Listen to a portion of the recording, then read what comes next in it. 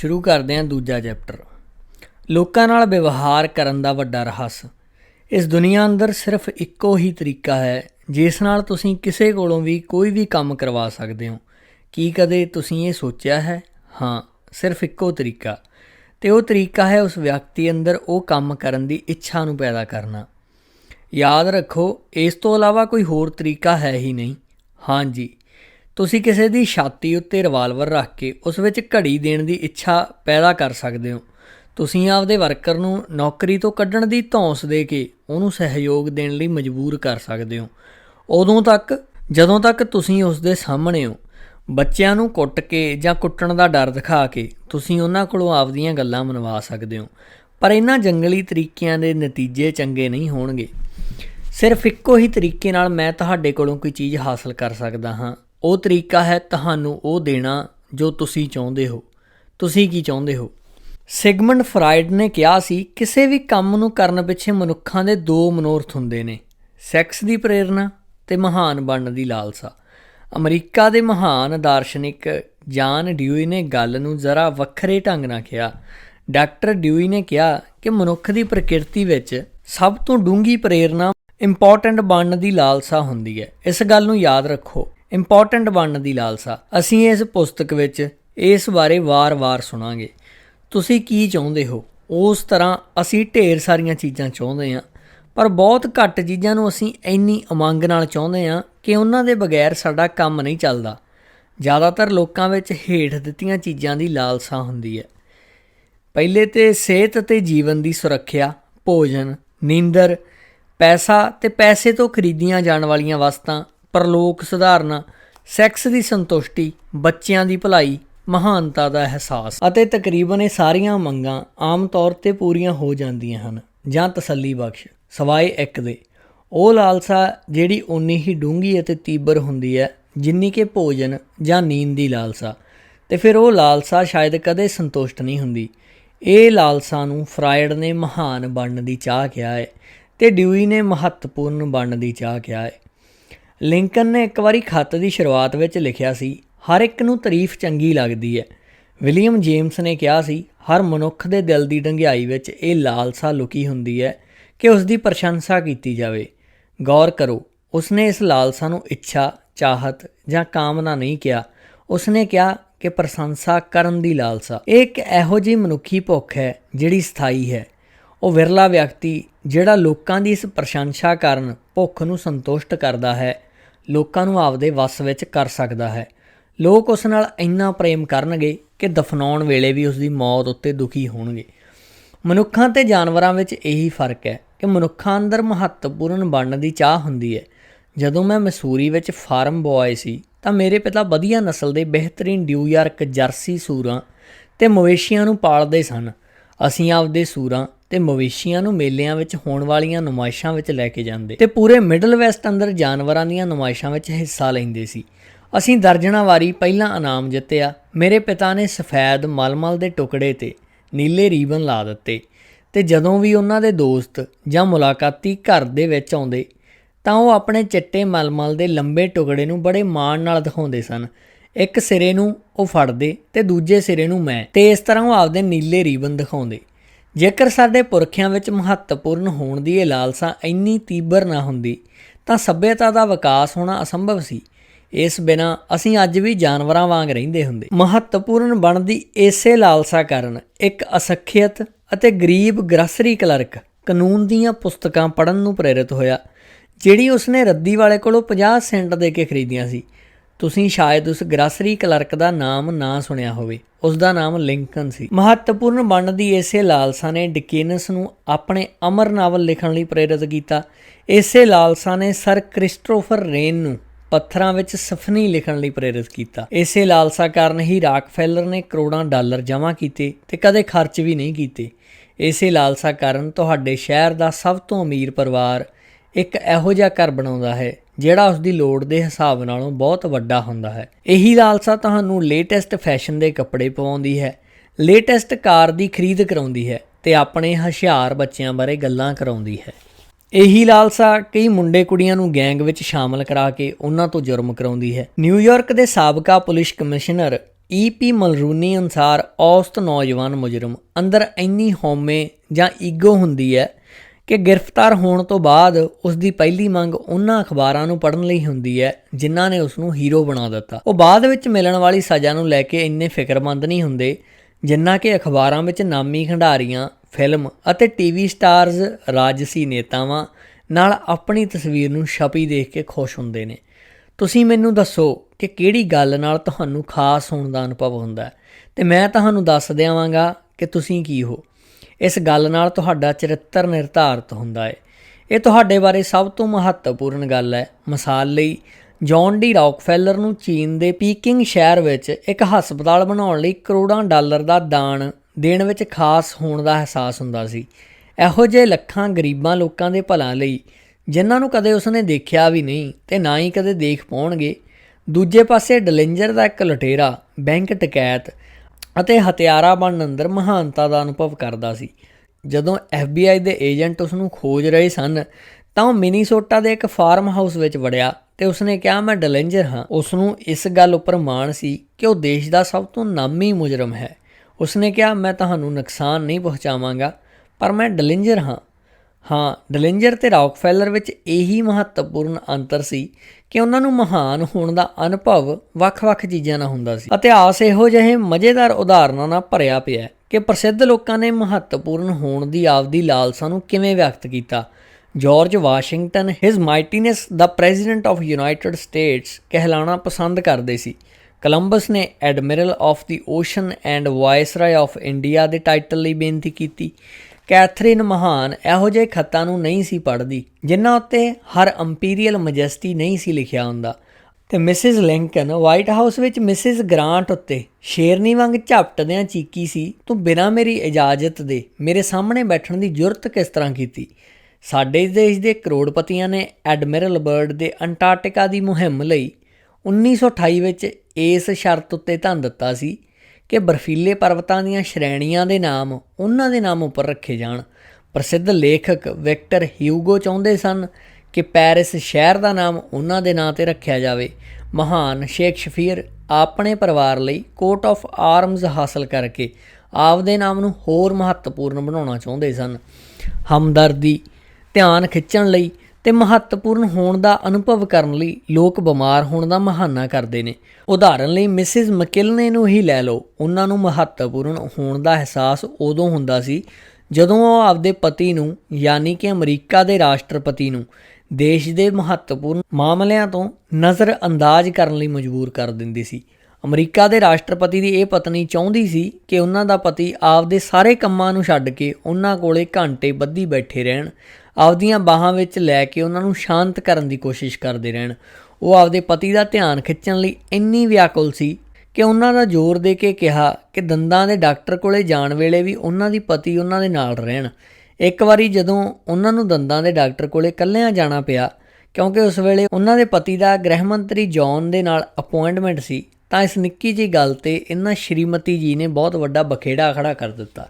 ਲੇਖਿਕਾ Mary Roberts ਨੇ ਮੈਨੂੰ ਇੱਕ ਸਿਹਤਮੰਦ ਅਤੇ ਸਿਆਣੀ ਔਰਤ ਬਾਰੇ ਦੱਸਿਆ ਜਿਹੜੀ ਕਿ ਮਹੱਤਵਪੂਰਨ ਹੋਣ ਦਾ ਅਹਿਸਾਸ ਹਾਸਲ ਕਰਨ ਲਈ ਬਿਸਤਰੇ ਉੱਤੇ ਪੈ ਗਈ। ਇੱਕ ਦਿਨ ਮਿਸਿਜ਼ ਰਾਇਨਹਾਰਟ ਨੇ ਕਿਹਾ, ਇਸ ਔਰਤ ਨੂੰ ਕਿਸੇ ਮੁਸ਼ਕਿਲ ਹਾਲਾਤ ਦਾ ਸਾਹਮਣਾ ਕਰਨਾ ਪੈਣਾ, ਸ਼ਾਇਦ ਉਸ ਦੀ ਉਮਰ ਦਾ। ਉਸ ਨੂੰ ਆਪਦੀ ਅਗਲੀ ਜ਼ਿੰਦਗੀ ਵਿੱਚ ਤਨਹਾਈ ਦਿਖ ਰਹੀ ਸੀ ਅਤੇ ਉਸ ਦੀ ਜ਼ਿੰਦਗੀ ਵਿੱਚ ਕੋਈ ਸੁਪਨਾ, ਕੋਈ ਆਸ ਨਹੀਂ ਸੀ। ਬਿਮਾਰ ਹੋ ਕੇ ਬਿਸਤਰੇ 'ਤੇ ਪੈ ਗਈ ਅਤੇ 10 ਸਾਲ ਤੱਕ ਉਸ ਦੀ ਬਜ਼ੁਰਗ ਮਾਤਾ ਉਸ ਦੇ ਕੋਲੇ ਚਾਕਰੀ ਕਰਦੀ ਰਹੀ। ਉਸ ਲਈ ਖਾਣੇ ਦੀ ਥਾਲੀ ਲੈ ਜਾਂਦੀ, ਉਸ ਦੀ ਸੇਵਾ ਕਰਦੀ। ਇੱਕ ਦਿਨ ਬਜ਼ੁਰਗ ਮਾਤਾ ਸੇਵਾ ਦੇ ਥਕੇਵੇਂ ਨਾਲ ਮਰ ਗਈ। ਕੁਝ ਹਫ਼ਤਿਆਂ ਤੱਕ ਉਹ ਬਿਮਾਰ ਔਰਤ ਦੁੱਖ ਮਨਾਉਂਦਿਆਂ ਬਿਸਤਰੇ ਉੱਪਰ ਪਈ ਰਹੀ। ਫਿਰ ਉਹ ਉੱਠੀ, ਉਸਨੇ ਆਪਦੇ ਕੱਪੜੇ ਬਦਲੇ, ਇੱਕ ਵਾਰੀ ਫਿਰ ਜ਼ਿੰਦਗੀ ਨੂੰ ਜਿਉਣਾ ਸ਼ੁਰੂ ਕਰ ਦਿੱਤਾ। ਕਈ ਮਾਹਰਾਂ ਦਾ ਮੰਨਣਾ ਹੈ ਕਿ ਮਹੱਤਵਪੂਰਨ ਹੋਣ ਦਾ ਅਹਿਸਾਸ ਹੀ ਕਈ ਲੋਕਾਂ ਨੂੰ ਪਾਗਲ ਹੋ ਜਾਣ ਲਈ ਪ੍ਰੇਰਿਤ ਕਰਦਾ ਹੈ। ਜਿਹੜੇ ਲੋਕ ਪਾਗਲ ਹੋ ਜਾਂਦੇ ਨੇ ਉਹ ਪਾਗਲਪਨ ਦੇ ਸੁਫਨ ਲੋਕ ਵਿੱਚ ਆਪਦੇ ਆਪ ਨੂੰ ਮਹੱਤਵਪੂਰਨ ਬਣਾ ਲੈਂਦੇ ਨੇ। ਉਹ ਖੁਦ ਨੂੰ ਉਹ ਮਹੱਤਵ ਦਿੰਦੇ ਨੇ ਜਿਹੜੇ ਅਸਲੀ ਦੁਨੀਆ ਵਿੱਚ ਨਹੀਂ ਮਿਲ ਪਾਉਂਦੇ। ਅਮਰੀਕਾ ਵਿੱਚ ਮਾਨਸਿਕ ਰੋਗਾਂ ਨਾਲੋਂ ਜਿੰਨੇ ਮਰੀਜ਼ ਪੀੜਤ ਹਨ, ਉਹਨਾਂ ਦੀ ਗਿਣਤੀ ਹੋਰ ਬਾਕੀ ਸਾਰੀਆਂ ਬਿਮਾਰੀਆਂ ਨਾਲੋਂ ਪੀੜਤ ਲੋਕਾਂ ਨਾਲੋਂ ਕਿਤੇ ਜ਼ਿਆਦਾ ਹੈ। ਪਾਗਲਪਨ ਦਾ ਕੀ ਕਾਰਨ ਹੈ? ਇਸ ਸਵਾਲ ਦਾ ਠੀਕ ਠਾਕ ਜਵਾਬ ਤਾਂ ਕੋਈ ਨਹੀਂ ਦੇ ਸਕਦਾ, ਪਰ ਅਸੀਂ ਇਹ ਜ਼ਰੂਰ ਜਾਣਦੇ ਹਾਂ ਕਿ ਕੁਝ ਬਿਮਾਰੀਆਂ ਜਿਵੇਂ ਸਿਫਿਲਿਸ ਦਿਮਾਗ ਦੀਆਂ ਕੋਸ਼ਿਕਾਵਾਂ ਨੂੰ ਨਸ਼ਟ ਕਰ ਦਿੰਦੀਆਂ ਹਨ। ਇਸ ਦਾ ਨਤੀਜਾ ਪਾਗਲਪਨ ਹੁੰਦਾ ਹੈ। ਦਰਅਸਲ ਲਗਭਗ ਅੱਧੇ ਮਾਨਸਿਕ ਰੋਗਾਂ ਦੇ ਪਿੱਛੇ ਸਰੀਰਕ ਕਾਰਨਾਂ ਨੂੰ ਜ਼ਿੰਮੇਵਾਰ ਸਮਝਿਆ ਜਾਂਦਾ ਹੈ, ਜਿਵੇਂ ਮਾਨਸਿਕ ਆਘਾਤ, ਅਲਕੋਹਲ, ਨਸ਼ੀਲੇ ਜਾਂ ਜ਼ਹਿਰੀਲੇ ਪਦਾਰਥ ਅਤੇ ਸੱਟਾਂ। ਪਰ ਬਾਕੀ ਅੱਧੇ, ਤੇ ਇਹ ਇਸ ਕਹਾਣੀ ਦਾ ਸਭ ਤੋਂ ਭਿਆਨਕ ਹਿੱਸਾ ਹੈ, ਬਾਕੀ ਅੱਧੇ ਪਾਗਲ ਹੋਣ ਵਾਲੇ ਲੋਕਾਂ ਦੀ ਦਿਮਾਗੀ ਕੋਸ਼ਿਕਾਵਾਂ ਅੰਦਰ ਕੋਈ ਸਰੀਰਕ ਗੜਬੜੀ ਨਹੀਂ ਹੁੰਦੀ। ਪੋਸਟਮਾਰਟਮ ਜਾਂਚਾਂ ਵਿੱਚ ਜਦੋਂ ਮਰਨ ਵਾਲਿਆਂ ਦੇ ਦਿਮਾਗੀ ਊਤਕਾਂ ਨੂੰ ਮਾਈਕਰੋਸਕੋਪ ਹੇਠਾਂ ਦੇਖਿਆ ਗਿਆ ਤਾਂ ਉਹ ਓਨੇ ਸਿਹਤਮੰਦ ਦਿਖ ਰਹੇ ਸਨ ਜਿੰਨੇ ਕਿ ਤੁਹਾਡੇ ਜਾਂ ਮੇਰੇ ਹਨ। ਫਿਰ ਇਹ ਲੋਕ ਪਾਗਲ ਕਿਉਂ ਹੁੰਦੇ ਨੇ? ਮੈਂ ਸਵਾਲ ਸਾਡੇ ਸਭ ਤੋਂ ਪ੍ਰਮੁੱਖ ਮਨੋਵਿਗਿਆਨੀ ਹਸਪਤਾਲਾਂ ਦੇ ਇੱਕ ਮੁੱਖ ਫਿਜ਼ੀਸ਼ੀਅਨ ਨੂੰ ਪੁੱਛਿਆ, ਅਤੇ ਇਸ ਪ੍ਰਸਿੱਧ ਡਾਕਟਰ ਨੂੰ ਆਪਦੇ ਵਿਸ਼ੇ ਦੇ ਗਿਆਨ ਲਈ ਢੇਰ ਸਾਰੇ ਇਨਾਮ ਅਤੇ ਸਨਮਾਨ ਮਿਲੇ ਸਨ। ਪਰੰਤੂ ਉਸਨੇ ਮੈਨੂੰ ਬੜੀ ਸਪਸ਼ਟਤਾ ਨਾਲ ਕਿਹਾ ਕਿ ਉਹ ਨਹੀਂ ਜਾਣਦਾ ਕਿ ਲੋਕ ਪਾਗਲ ਕਿਉਂ ਹੁੰਦੇ ਨੇ। ਕੋਈ ਵੀ ਇਸ ਦਾ ਪੂਰੀ ਤਰ੍ਹਾਂ ਨਾਲ ਠੀਕ ਜਾਂ ਸਹੀ ਕਾਰਨ ਨਹੀਂ ਜਾਣਦਾ। ਪਰੰਤੂ ਉਸਨੇ ਇਹ ਵੀ ਕਿਹਾ, ਜਿਹੜੇ ਲੋਕ ਪਾਗਲ ਹੋ ਜਾਂਦੇ ਹਨ ਉਹਨਾਂ ਵਿੱਚ ਕਈ ਪਾਗਲਪਨ ਦੀ ਅਵਸਥਾ ਵਿੱਚ ਉਸ ਮਹੱਤਤਾ ਦਾ ਅਨੁਭਵ ਕਰਦੇ ਨੇ ਜਿਹੜੀ ਉਹਨਾਂ ਨੂੰ ਅਸਲੀ ਦੁਨੀਆ ਵਿੱਚ ਨਸੀਬ ਨਹੀਂ ਹੁੰਦੀ। ਇਸ ਪ੍ਰਸਿੱਧ ਮਨੋਚਿਕਿਤਸਕ ਨੇ ਮੈਨੂੰ ਇੱਕ ਕਹਾਣੀ ਸੁਣਾਈ। ਮੇਰੀ ਹੁਣੇ ਇੱਕ ਮਰੀਜ਼ ਹੈ ਜਿਸ ਦਾ ਵਿਆਹ ਇੱਕ ਤਰਾਸਦੀ ਸਿੱਧ ਹੋਇਆ। ਉਸਨੂੰ ਪ੍ਰੇਮ, ਸਰੀਰਕ ਸੰਤੁਸ਼ਟੀ, ਬੱਚੇ ਅਤੇ ਸਮਾਜਿਕ ਵਕਾਰ ਚਾਹੀਦਾ ਸੀ, ਪਰੰਤੂ ਜ਼ਿੰਦਗੀ ਨੇ ਉਸ ਦੀਆਂ ਆਸਾਵਾਂ ਉੱਤੇ ਪਾਣੀ ਫੇਰ ਦਿੱਤਾ। ਉਸ ਦਾ ਪਤੀ ਉਸ ਨੂੰ ਪ੍ਰੇਮ ਨਹੀਂ ਸੀ ਕਰਦਾ, ਉਸ ਨਾਲ ਬਹਿ ਕੇ ਖਾਣਾ ਵੀ ਨਹੀਂ ਸੀ ਖਾਂਦਾ ਅਤੇ ਉਸ ਨੂੰ ਕਹਿੰਦਾ ਸੀ ਕਿ ਉਹ ਉਸ ਦਾ ਖਾਣਾ ਉੱਪਰਲੀ ਮੰਜ਼ਿਲ 'ਤੇ ਉਸ ਦੇ ਕਮਰੇ ਵਿੱਚ ਪਰੋਸੇ।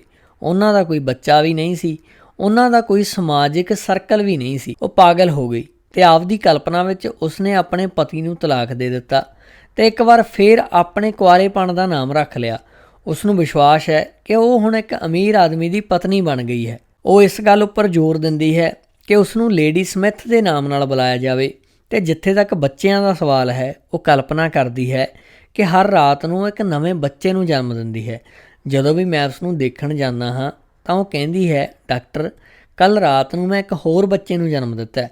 ਉਸ ਦੇ ਸੁਪਨਿਆਂ ਦਾ ਜਹਾਜ਼ ਹਕੀਕਤ ਦੀਆਂ ਚਟਾਨਾਂ ਨਾਲ ਟਕਰਾ ਕੇ ਚੂਰ ਹੋ ਗਿਆ, ਪਰੰਤੂ ਪਾਗਲਪਨ ਦੇ ਖਿਆਲੀ ਟਾਪੂਆਂ 'ਤੇ ਉਹ ਆਪਦੇ ਸੁਪਨਿਆਂ ਨੂੰ ਸੱਚ ਕਰ ਰਹੀ ਹੈ। ਕੀ ਇਹ ਦੁਖਦਾਈ ਹੈ? ਮੈਂ ਨਹੀਂ ਜਾਣਦਾ। ਉਸ ਤਰ੍ਹਾਂ ਉਸ ਡਾਕਟਰ ਨੇ ਇਹ ਵੀ ਕਿਹਾ, ਜੇਕਰ ਮੈਂ ਉਸ ਦਾ ਪਾਗਲਪਨ ਦੂਰ ਕਰਕੇ ਇੱਕ ਵਾਰੀ ਫੇਰ ਤੋਂ ਉਸ ਦੀ ਸੋਚਣ ਸਮਝਣ ਦੀ ਸ਼ਕਤੀ ਮੋੜ ਸਕਦਾ ਤਾਂ ਵੀ ਮੈਂ ਸ਼ਾਇਦ ਇਸ ਤਰ੍ਹਾਂ ਨਾ ਕਰਦਾ। ਉਹ ਅੱਜ ਜਿੰਨੀ ਖੁਸ਼ ਹੈ ਓਨੀ ਖੁਸ਼ ਪਹਿਲਾਂ ਕਦੇ ਨਹੀਂ ਸੀ। ਜੇਕਰ ਕਈ ਲੋਕ ਖਾਸ ਹੋਣ ਦੀ ਭਾਵਨਾ ਦੇ ਇੰਨੇ ਭੁੱਖੇ ਹਨ ਕਿ ਉਹਨਾਂ ਲਈ ਸੱਚਮੁੱਚ ਵੀ ਪਾਗਲ ਹੋ ਸਕਦੇ ਨੇ, ਤਾਂ ਜ਼ਰਾ ਸੋਚੋ ਕਿ ਮੈਂ ਅਤੇ ਤੁਸੀਂ ਆਪਣੇ ਆਲੇ ਦੁਆਲੇ ਦੇ ਲੋਕਾਂ ਦੀ ਸੱਚੀ ਪ੍ਰਸ਼ੰਸਾ ਕਰਕੇ ਕਿੰਨਾ ਵੱਡਾ ਚਮਤਕਾਰ ਕਰ ਸਕਦੇ ਹਾਂ ਅਤੇ ਕਿੰਨਾ ਕੁਝ ਹਾਸਲ।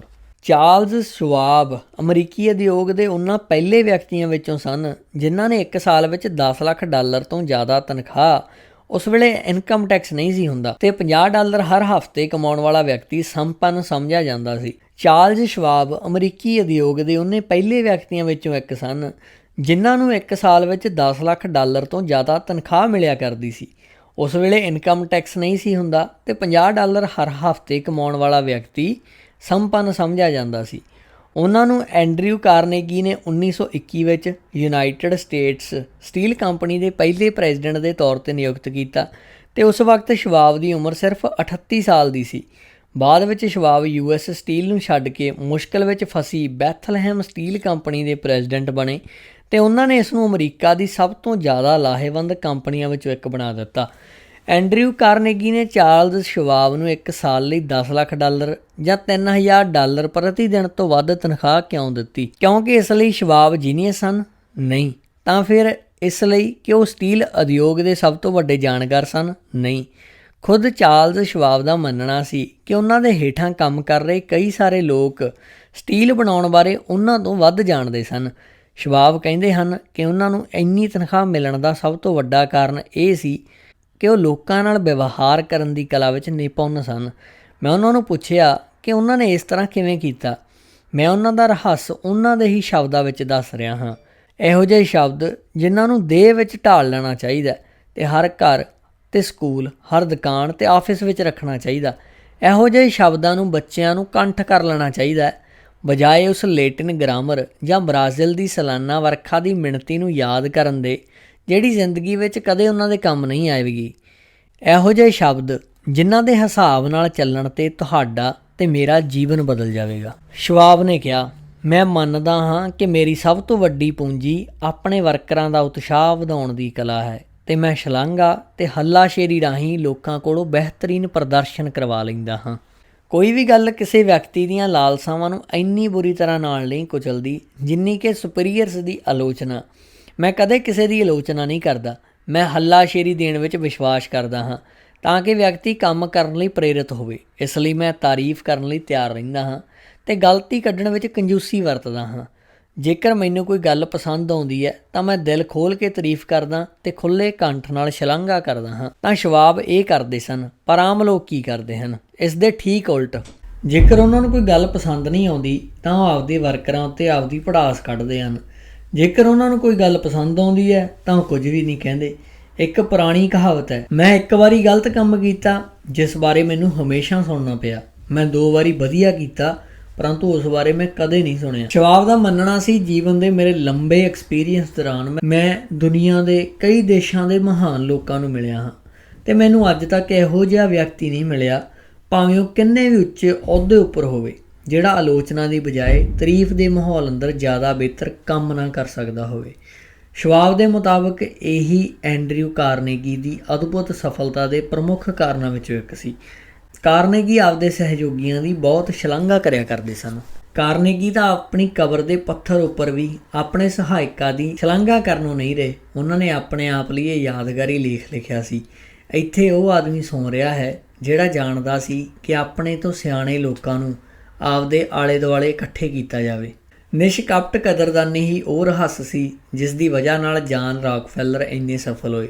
ਉਦਾਹਰਨ ਲਈ, ਜਦੋਂ ਉਹਨਾਂ ਦਾ ਪਾਰਟਨਰ ਐਡਵਰਡ ਟੀ ਬ੍ਰੈਡਫੋਰਡ ਦੇ ਕਾਰਨ ਦੱਖਣੀ ਅਮਰੀਕਾ ਦੇ ਕੰਟਰੈਕਟ ਵਿੱਚ ਫਰਮ ਨੂੰ 40% ਦਾ ਨੁਕਸਾਨ ਹੋਇਆ ਤਾਂ ਰਾਕਫੈਲਰ ਉਹਨਾਂ ਦੀ ਆਲੋਚਨਾ ਕਰ ਸਕਦੇ ਸਨ, ਪਰ ਉਹ ਜਾਣਦੇ ਸੀ ਕਿ ਬੈਡਫੋਰਡ ਨੇ ਆਪਣੇ ਵੱਲੋਂ ਪੂਰੀ ਕੋਸ਼ਿਸ਼ ਕੀਤੀ ਸੀ ਅਤੇ ਉਂਝ ਵੀ ਹੁਣ ਤਾਂ ਨੁਕਸਾਨ ਹੋ ਚੁੱਕਿਆ ਸੀ।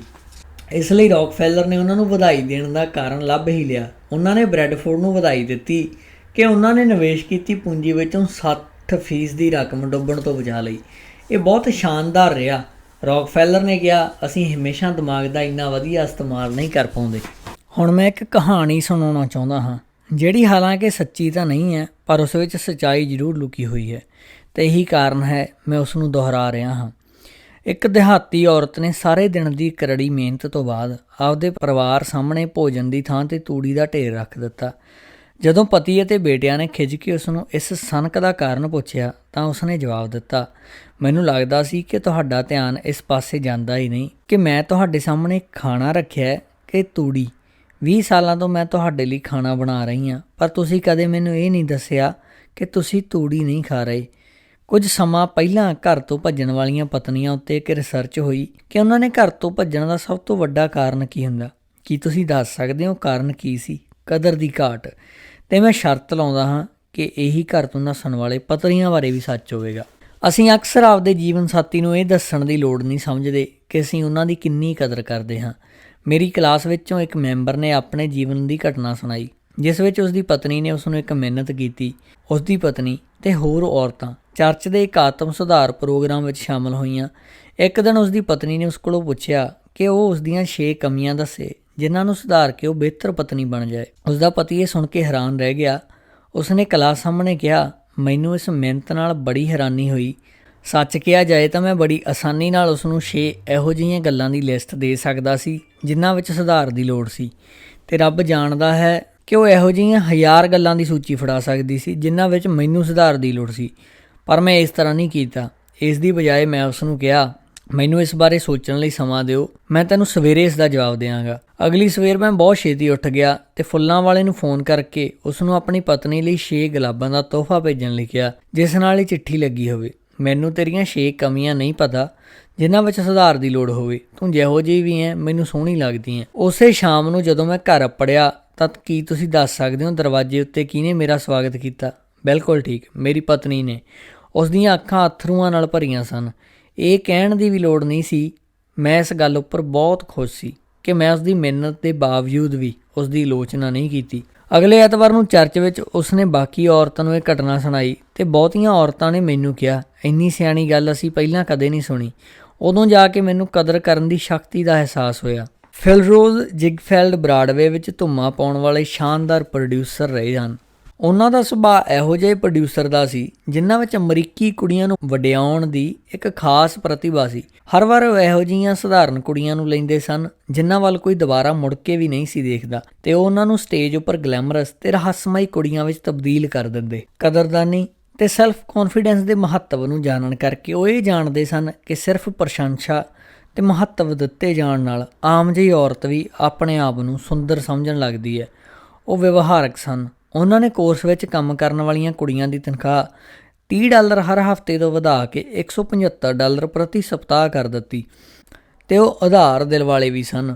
ਫੋਲੀਜ਼ ਦੇ ਮੰਚਨ ਦੀ ਪਹਿਲੀ ਰਾਤ ਨੂੰ ਉਹਨਾਂ ਨੇ ਸਾਰੇ ਸਟਾਰਜ਼ ਨੂੰ ਟੈਲੀਗ੍ਰਾਮ ਭੇਜੇ ਤੇ ਸ਼ੋਅ ਵਿੱਚ ਕੰਮ ਕਰਨ ਵਾਲੀ ਹਰ ਕੋਰਸ ਗਰਲ ਨੂੰ ਅਮਰੀਕਨ ਬਿਊਟੀ ਰੋਜ਼ਜ਼ ਭੇਂਟ ਕੀਤੇ। ਇੱਕ ਵਾਰੀ ਮੇਰੇ ਉੱਤੇ ਡਾਈਟਿੰਗ ਦਾ ਭੂਤ ਸਵਾਰ ਹੋ ਗਿਆ। ਮੈਂ 6 ਦਿਨਾਂ ਤੱਕ ਭੁੱਖਾ ਰਿਹਾ। ਇਹ ਮੁਸ਼ਕਲ ਨਹੀਂ ਸੀ। 6ਵੇਂ ਦਿਨ ਮੈਨੂੰ ਉਨੀ ਭੁੱਖ ਨਹੀਂ ਸੀ ਲੱਗ ਰਹੀ ਜਿੰਨੀ ਮੈਨੂੰ ਦੂਜੇ ਦਿਨ ਲੱਗ ਰਹੀ ਸੀ। ਅਸੀਂ ਸਾਰੇ ਜਾਣਦੇ ਹਾਂ ਕਿ ਜੇਕਰ ਕਿਸੇ ਪਰਿਵਾਰ ਜਾਂ ਕਰਮਚਾਰੀ ਨੂੰ 6 ਦਿਨ ਤੱਕ ਖਾਣਾ ਨਾ ਮਿਲੇ ਤਾਂ ਉਹ ਵਿਅਕਤੀ ਆਪਦੇ ਆਪ ਨੂੰ ਮੁਜਰਮ ਮੰਨੇਗਾ, ਪਰ ਜੇ ਕਿਸੇ ਵਿਅਕਤੀ, ਪਰਿਵਾਰ ਜਾਂ ਕਰਮਚਾਰੀ ਦੀ ਦਿਲੋਂ ਕਦਰ 6 ਦਿਨ, 6 ਹਫ਼ਤੇ ਜਾਂ 60 ਸਾਲ ਤੱਕ ਨਾ ਕੀਤੀ ਜਾਵੇ ਤਾਂ ਉਹ ਥੋੜ੍ਹਾ ਜਿਹਾ ਵੀ ਬੁਰਾ ਨਹੀਂ ਮੰਨਦਾ। ਅਸੀਂ ਇਹ ਭੁੱਲ ਜਾਂਦੇ ਹਾਂ ਕਿ ਕਦਰਦਾਨੀ ਵੀ ਖਾਣੇ ਵਾਂਗ ਹੀ ਸਾਡੇ ਲਈ ਬਹੁਤ ਜ਼ਰੂਰੀ ਹੈ। ਜਦੋਂ ਮਹਾਨ ਐਕਟਰ ਐਲਫਰੈਂਡ ਲੁੰਟ ਨੇ ਰੀਯੂਨੀਅਨ ਇਨ ਵੀਅਨਾ ਵਿੱਚ ਮੁੱਖ ਕਿਰਦਾਰ ਨਿਭਾਇਆ ਤਾਂ ਉਹਨਾਂ ਨੇ ਕਿਹਾ, ਮੈਨੂੰ ਜਿਸ ਚੀਜ਼ ਦੀ ਸਭ ਤੋਂ ਜ਼ਿਆਦਾ ਲੋੜ ਹੈ ਉਹ ਆਪਦੇ ਸਵੈਮਾਨ ਲਈ ਖੁਰਾਕ। ਅਸੀਂ ਆਪਣੇ ਬੱਚਿਆਂ, ਦੋਸਤਾਂ ਅਤੇ ਵਰਕਰਾਂ ਦੇ ਸਰੀਰ ਨੂੰ ਪਾਲਣ ਪੋਸ਼ਣ ਤਾਂ ਦਿੰਦੇ ਹਾਂ, ਪਰ ਅਸੀਂ ਉਹਨਾਂ ਦੇ ਆਤਮ ਸਨਮਾਨ ਨੂੰ ਕਿੰਨੀ ਘੱਟ ਖੁਰਾਕ ਦਿੰਦੇ ਹਾਂ। ਅਸੀਂ ਉਹਨਾਂ ਨੂੰ ਊਰਜਾ ਲਈ ਬੀਫ, ਆਲੂ ਤਾਂ ਉਪਲਬਧ ਕਰਾਉਂਦੇ ਹਾਂ, ਪਰ ਅਸੀਂ ਉਹਨਾਂ ਨੂੰ ਪ੍ਰਸ਼ੰਸਾ ਦੇ ਦਿਆਲਪੂਰਨ ਸ਼ਬਦ ਦੇਣਾ ਭੁੱਲ ਜਾਂਦੇ ਹਾਂ, ਜਿਹੜੀ ਸਾਲਾਂ ਬੱਧੀ ਉਹਨਾਂ ਦੀਆਂ ਯਾਦਾਂ ਦੇ ਅੰਦਰ ਸਵੇਰ ਦੇ ਤਾਰਿਆਂ ਦੇ ਸੰਗੀਤ ਵਾਂਗੂ ਗੂੰਜਣਗੇ।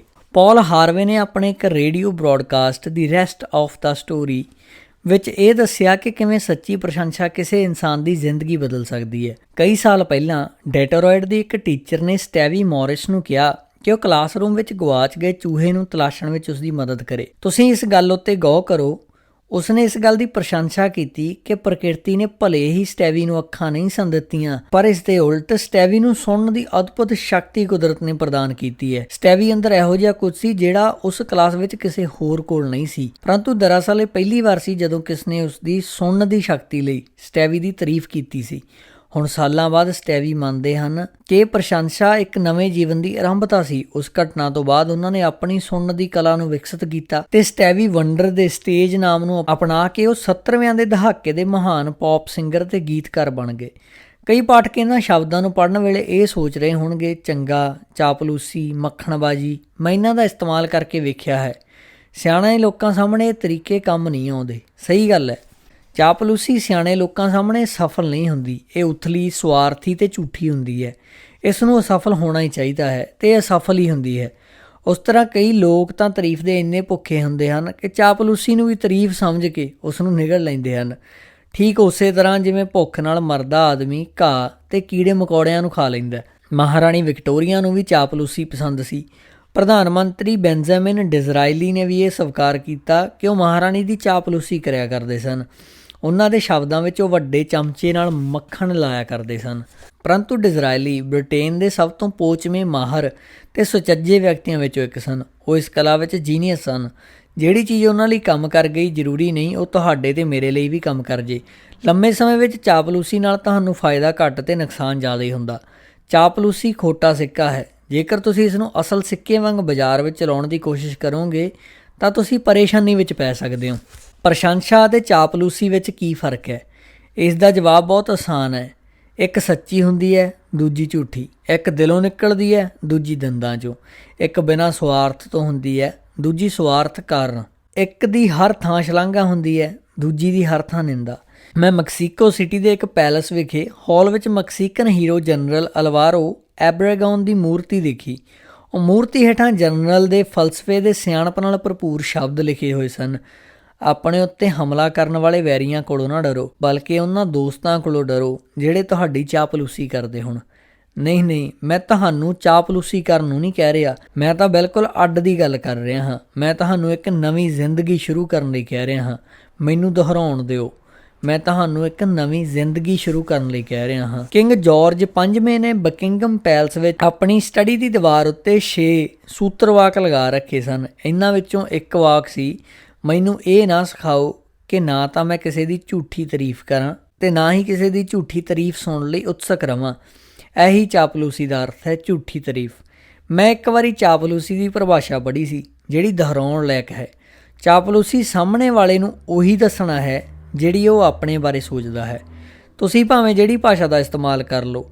ਰੋਲਡ ਵਾਲਡੋ ਐਮਰਸਨ ਨੇ ਕਿਹਾ ਸੀ, ਤੁਸੀਂ ਹਮੇਸ਼ਾ ਉਹੀ ਕਹੋਗੇ ਜੋ ਤੁਸੀਂ ਆਪ ਹੋ। ਜੇਕਰ ਅਸੀਂ ਸਿਰਫ ਚਾਪਲੂਸੀ ਹੀ ਕਰਨੀ ਹੋਵੇ ਤਾਂ ਸਾਰਿਆਂ ਦੀ ਚਾਪਲੂਸੀ ਕਰਕੇ ਅਸੀਂ ਬੜੀ ਆਸਾਨੀ ਨਾਲ ਮਨੁੱਖੀ ਸੰਬੰਧਾਂ ਦੇ ਮਾਹਰ ਬਣ ਸਕਦੇ ਹਾਂ।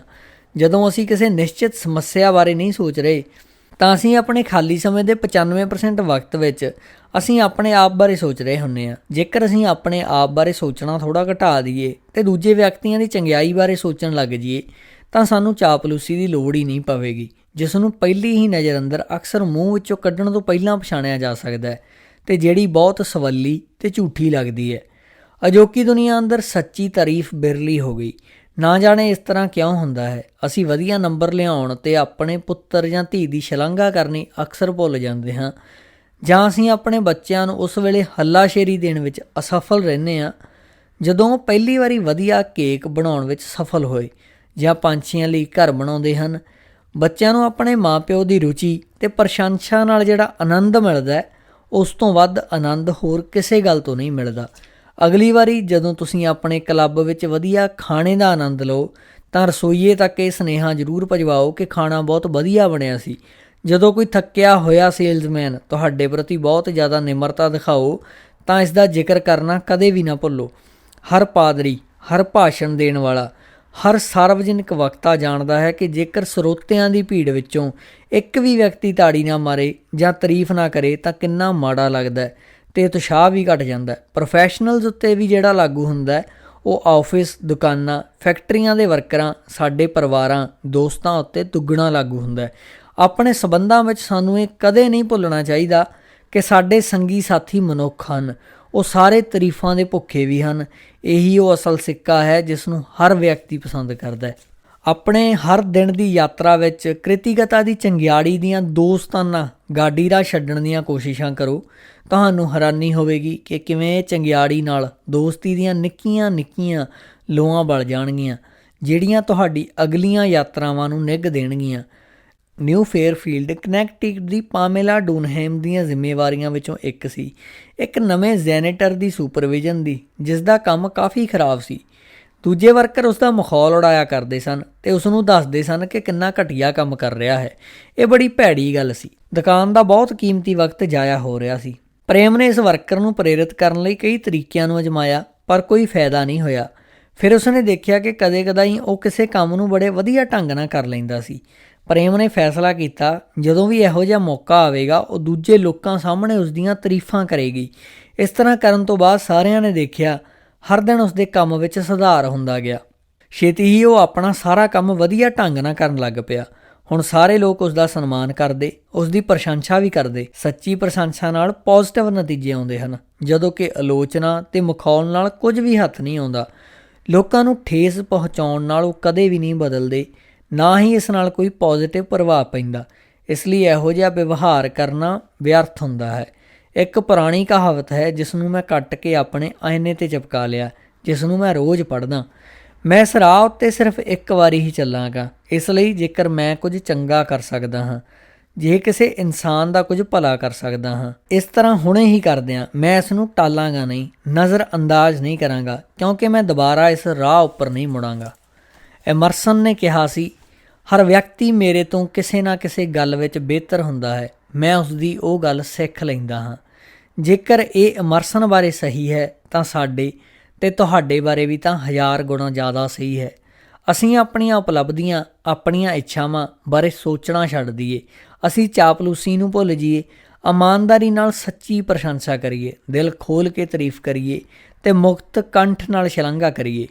ਜੇਕਰ ਤੁਸੀਂ ਇਸ ਤਰ੍ਹਾਂ ਕਰੋਗੇ ਤਾਂ ਤੁਸੀਂ ਪਾਓਗੇ ਕਿ ਲੋਕ ਤੁਹਾਡੇ ਸ਼ਬਦਾਂ ਨੂੰ ਆਪਣੀਆਂ ਯਾਦਾਂ ਦੀ ਤਿਜੋਰੀ ਦੇ ਅੰਦਰ ਰੱਖਣਗੇ ਅਤੇ ਸਾਰੀ ਜ਼ਿੰਦਗੀ ਉਹਨਾਂ ਨੂੰ ਦੁਹਰਾਉਂਦੇ ਰਹਿਣਗੇ। ਤੁਸੀਂ ਜੋ ਕਿਹਾ ਹੈ ਉਹ ਤੁਸੀਂ ਭੁੱਲ ਜਾਓਗੇ ਪਰ ਉਹ ਨਹੀਂ ਭੁੱਲ ਪਾਉਣਗੇ। ਸਿਧਾਂਤ ਦੂਜਾ, ਸੱਚੀ ਸ਼ਲਾਘਾ ਕਰਨ ਦੀ ਆਦਤ ਪਾਓ।